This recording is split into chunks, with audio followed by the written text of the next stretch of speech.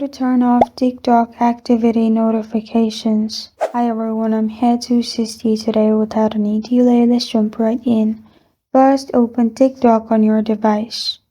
Click on your profile at the bottom right corner of your screen. Then click on three lines at the top right corner of your screen. Here, click on Settings at the top right.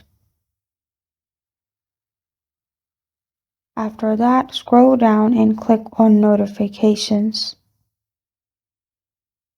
And if you're talking about TikTok activity notifications like comments, new followers, mention tag, you can simply click on it to turn it off. Make sure the circle is on the left side.